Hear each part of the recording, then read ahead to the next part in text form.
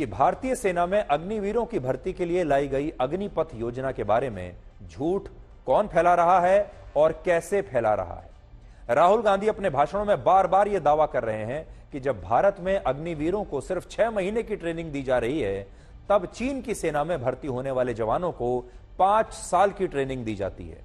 और भारत की जो सरकार है, भारतीय सेना सिर्फ 6 महीने की ट्रेनिंग देकर हमारे अग्निवीरों को 5 साल की ट्रेनिंग पाने वाले चीन के सैनिकों के सामने ले जाकर खड़ा कर देती है। और यह जो स्थिति है, यह भारतीय सेना के लिए और भारत के लिए अच्छी नहीं है। राहुल गांधी इस दावे को इतनी बार दोहरा चुके हैं कि बहुत सारे लोगों ने हमारे देश में शायद इस पर यकीन भी कर लिया होगा। लेकिन क्या आपको पता है, राहुल गांधी का यह दावा बिल्कुल गलत है।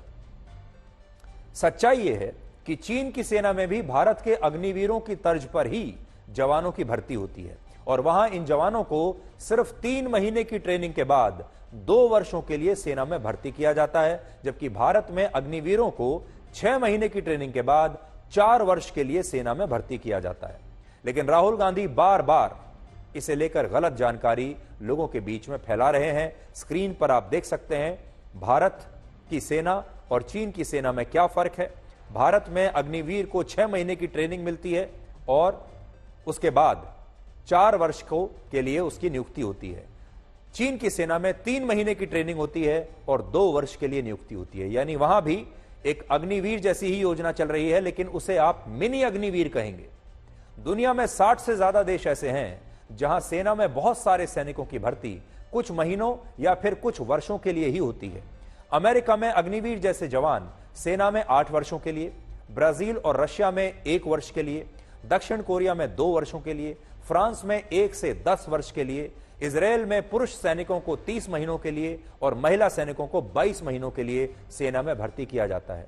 और चीन में भी अग्निवीर जैसे जवानों को 2 वर्ष के लिए सेना में भर्ती किया जाता है और उन्हें सिर्फ 3 महीने की ट्रेनिंग दी जाती है, जबकि चीन में नागरिकों के लिए सेना में भर्ती होना अनिवार्य नहीं है। और इसलिए राहुल गांधी ने जो दावा किया है वो पूरी तरह से गलत है। यहां बड़ी बात यह है कि जिन देशों की सेनाओं में जवानों को कुछ वर्षों या महीनों के लिए भर्ती किया जाता है, उन देशों की सेनाएं ज्यादा युवा होती हैं। जैसे अमेरिका की सेना की औसत आयु 28.5 वर्ष है, ब्रिटेन की 31 वर्ष, चीन की सेना की औसत आयु 30 वर्ष बताई जाती है। लेकिन जो भारत दुनिया की सबसे ज्यादा युवा आबादी वाला देश है, जहां पर सबसे ज्यादा युवा हैं, उस भारत की सेना की औसत आयु इस समय 32 वर्ष है, जबकि भारत के लोगों की मीडियन एज 28 वर्ष है। और इसीलिए सरकार इस अग्निपथ योजना को लेकर आई ताकि ज्यादा से ज्यादा जो युवा हैं वो सेना में भर्ती हो सकें और हमारे सेना की जो औसत उम्र है वो कम रह सके। सरकार का कहना है कि इस योजना को पूरी तरह से लागू करने के बाद भविष्य में सेना की औसतन उम्र 26 वर्ष हो जाएगी। यानी लक्ष्य यह है कि भारत की सेना की जो औसत उम्र है वो 26 वर्ष हो जाएगी भविष्य में। और आज से 50 वर्षों के बाद जब भारत की बड़ी आबादी बूढ़ी होने लगेगी, तब भी भारत की सेना युवा रहेगी। और यही सोचकर चीन में भी अधिकांश जवानों को 3 महीने की ट्रेनिंग के बाद ही 2 वर्ष के लिए सेना में भर्ती किया जाता है। लेकिन राहुल गांधी ये भ्रामक दावा कर रहे हैं कि चीन में सभी सैनिकों को 5 साल की ट्रेनिंग दी जाती है, जबकि ऐसा है नहीं।